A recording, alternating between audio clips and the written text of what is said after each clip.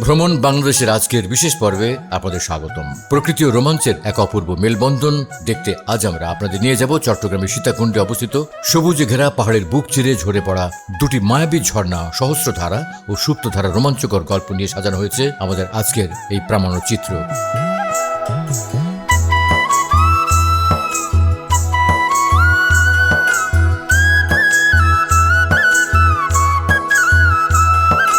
সীতাকুণ্ড নামটা শুনলেই চোখের সামনে ভেসে ওঠে উঁচু নিচু পাহাড় আর ঘন সবুজের চাদর। 1998 সালে প্রায় 808 হেক্টর পাহাড়ি এলাকা নিয়ে প্রতিষ্ঠিত হয় এই বোটানিক্যাল গার্ডেন ও ইকো পার্ক। এটি শুধুমাত্র একটি উদ্যান নয়, বরং জীববৈচিত্র্যের এক বিশাল ভাণ্ডার। পার্কের গেট দিয়ে প্রবেশের পর থেকেই আপনি অনুভব করবেন এক শান্ত ও স্নিগ্ধ পরিবেশ। দুপাশে সারি সারি দেবদারু, মেহগনি আর নাম না জানা হাজারো প্রজাতির গাছ। পাহাড়ি আঁকাবাঁকা রাস্তা দিয়ে হাঁটার সময় চারিদিকে শোনা যায় ঝিঝি পোকার ডাক আর পাখির করতান। চন্দ্রনাথ পাহাড়ের পাদদেশে অবস্থিত এই পার্কটি যেন প্রকৃতির এক জীবন্ত ক্যানভাস।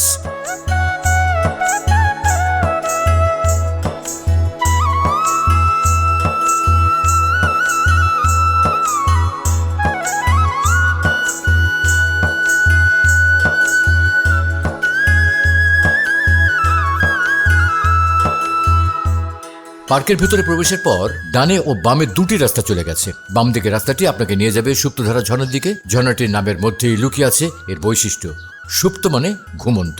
লোকচক্ষুর অন্তরালে পাহাড়ের গভীরে লুকিয়ে থাকা এই ঝর্ণাটি দেখতে আপনাকে প্রায় 400 থেকে 500টি সিঁড়ি বেয়ে নিচে নামতে হবে। সুপ্তধারা যাওয়ার পথটি বেশ রোমাঞ্চকর। পাহাড়ের খাঁজ কাটা সিঁড়ি দিয়ে নিচে নামার সময় দুই পাশের বন্য পরিবেশ আপনাকে শিহরিত করবে। নিচে নামার পর যখন ঝর্ণার কাছে পৌঁছাবেন, তখন ঝর্ণার পানি পড়ার ঝমঝম শব্দ আপনার সব ক্লান্তি দূর করে দেবে। বর্ষাকালে সুপ্তধারা তার পূর্ণ যৌবন ফিরে পায়। উপর থেকে আছড়ে পড়া স্বচ্ছ জলরাশি পাহাড়ের গায়ে তৈরি করে দুধ সাদা ফেনা। ঝর্ণার নিচে ছোট একটি জলাধার আছে, যেখানে পর্যটকরা জলকেলিতে মেতে ওঠেন। তবে পাহাড়ি পথ হওয়ায় বর্ষায় বেশ পিচ্ছিল থাকে।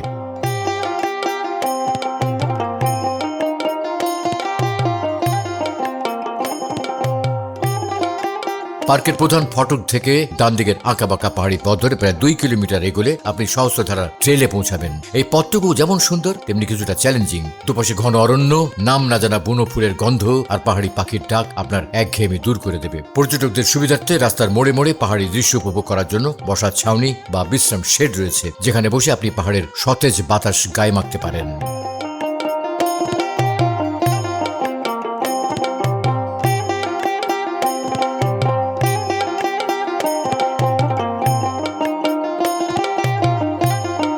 সহস্রধারা নামের মাঝে লুকিয়ে আছে এর বিশালতা। সহস্র মানে হাজার আর ধারা মানে প্রবাহ। লোকমুখে প্রচলিত আছে যে বর্ষার ভরা মৌসুমে যখন আকাশ ভাঙা বৃষ্টি নামে, তখন পাহাড়ের মূল চূড়া ছাড়াও এর আশেপাশের অসংখ্য খাঁজ দিয়ে ছোট ছোট হাজারো জলধারা নিচে আছড়ে পড়ে। মনে হয় যেন পুরো পাহাড়টি এক বিশাল ঝর্ণায় রূপান্তরিত হয়েছে। এই অভূতপূর্ব দৃশ্যের কারণেই এর নামকরণ করা হয়েছে সহস্রধারা।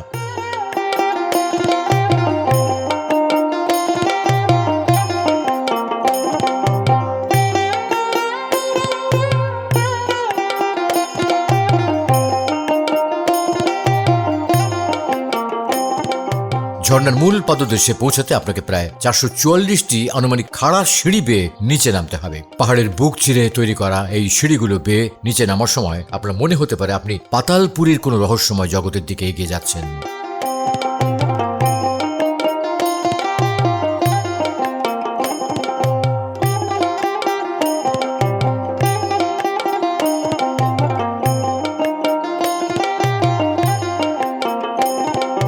চারিদিকে নিস্তব্ধতা চিরে ঝর্ণার পতন ধ্বনি যত স্পষ্ট হবে, আপনার হৃদস্পন্দন ততই বেড়ে যাবে। সিঁড়ি দিয়ে পুরোপুরি নিচে নামার আগে মাঝপথে একটা ভিউ পয়েন্ট রয়েছে। এখান থেকে যখন প্রথম সহস্রধারা ঝর্ণার পূর্ণ রূপ আপনার চোখে পড়বে, আপনি মুহূর্তের জন্য স্তব্ধ হয়ে যাবেন।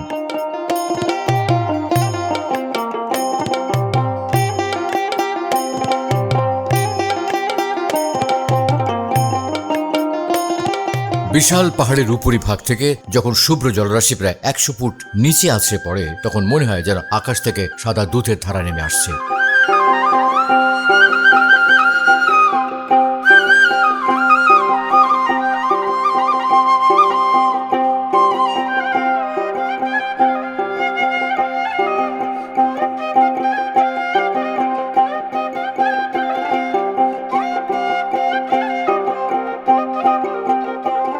সিঁড়ি বেয়ে একদম নিচে নামার পর আপনি নিজেকে আবিষ্কার করবেন পাথরের এক ছড়ার মাঝে। উপর থেকে পানি পড়ার তীব্রতায় চারপাশে তৈরি হয় এক মায়াবী কুয়াশাচ্ছন্ন পরিবেশ। জলকণাগুলো যখন বাতাসে ভেসে আপনার শরীরে এসে লাগবে, তখন দীর্ঘ পথের সব ক্লান্তি নিমেষেই ধুয়ে যাবে।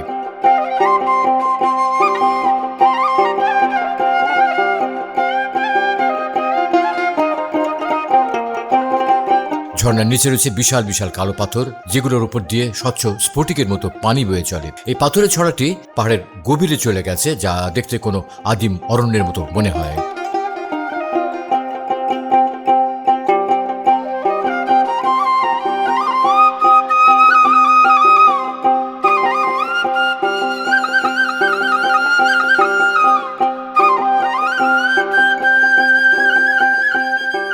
সহস্রধারার চারপাশটা উঁচু পাহাড় দিয়ে ঘেরা থাকায় এখানে দিনের বেলাতেও বেশ শীতল পরিবেশ থাকে। ঝর্ণার স্বচ্ছ পানিতে পা ডুবিয়ে বসলে এক অপার্থিব প্রশান্তি অনুভূত হয়। পাহাড়ের শরীর বেয়ে গড়িয়ে পড়া পানি যখন ছোট ছোট নুড়ি পাথরের উপর দিয়ে কলকল শব্দ বয়ে যায়, তখন প্রকৃতির সেই সুর আপনাকে এক অন্য জগতে নিয়ে যাবে।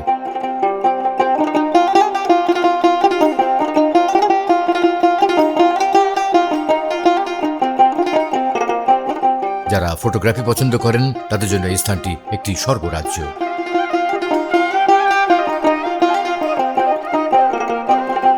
সীতাকুণ্ড বোটানিক্যাল গার্ডেনের একদম পাশে অবস্থিত ঐতিহাসিক চন্দ্রনাথ পাহাড়। বোটানিক্যাল গার্ডেন দেখা শেষে সময় থাকলে আপনারা এই পাহাড়টিও ঘুরে দেখতে পারেন। পাহাড়ের চূড়া থেকে পুরো সীতাকুণ্ড শহর এবং পশ্চিমে বিশাল সমুদ্রের প্যানোরামিক ভিউ দেখা যায়। পাহাড়ের চূড়ায় সাদা মেঘের আনাগোনা আপনার সফরের ক্লান্তি ভুলিয়ে এক অপার্থিব প্রশান্তি এনে দেবে।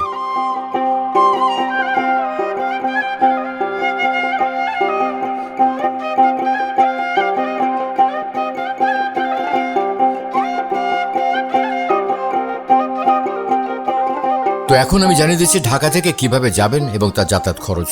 সীতাকুণ্ড যাওয়ার অত্যন্ত সহজ এবং সাশ্রয়ী। বাসে যাত্রা ঢাকা সায়দাবাদ, গাবতলী বা ফকিরাপুর থেকে চট্টগ্রামগামী যে কোনো বাসে উঠে আপনাকে নামতে হবে সীতাকুণ্ড বাজারে। নন এসি বাস ভাড়া 600 টাকা থেকে 800 টাকা, আর এসি ভাড়া 1200 টাকা থেকে 1500 টাকার মতো। ঢাকা থেকে মেল ট্রেনে সরাসরি সীতাকুণ্ডও নামা যায়। ভাড়া পড়বে সেখানে 120 টাকা থেকে 150 টাকার মতো। ফেনী স্টেশনে নেমে লোকাল বাসে সীতাকুণ্ড যাওয়া ভালো। ফেনী থেকে সীতাকুণ্ড বাস ভাড়া 50 টাকা থেকে 80 টাকা। সীতাকুণ্ড বাজার থেকে সিএনজি বা অটোরিকশা করে ইকো পার্কের মেইন গেটে আসা যায়। জনপ্রতি ভাড়া 20 টাকা থেকে 30 টাকার মতো।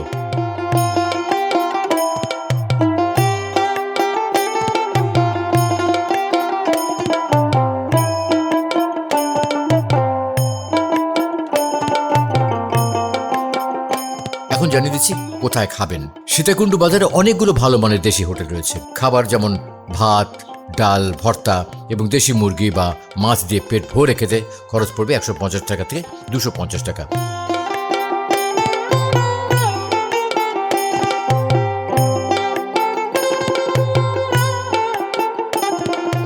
ঢাকা থেকে একদিনের ট্যুর দিলে জনপ্রতি খরচ হবে মোটামুটি 2000 থেকে 2500 টাকার মতো। যাওয়া আসা বাস ভাড়া 1500 টাকা, লোকাল যাতায়াত 200 টাকা, খাওয়া দাওয়া 500 টাকা, পার্কে প্রবেশ এবং অন্যান্য খরচ 100 টাকার মতো। আর যদি গ্রুপ বড় হয় খরচ আরো কমে আসবে। ভ্রমণ বাংলাদেশের বিশেষ পরামর্শ। সীতাকুণ্ড বোটানিক্যাল গার্ডেন ভ্রমণে অবশ্যই ভালো গ্রিপে জুতা পরবেন। ঝর্ণার সিঁড়িগুলো বেশ খাড়া, তাই হার্টের সমস্যা বা শ্বাসকষ্ট থাকলে সাবধানে সিদ্ধান্ত নিন। প্রকৃতির ভারসাম্য রক্ষায় প্লাস্টিকের বোতল বা চিপসের প্যাকেট যেখানে সেখানে ফেলবেন না।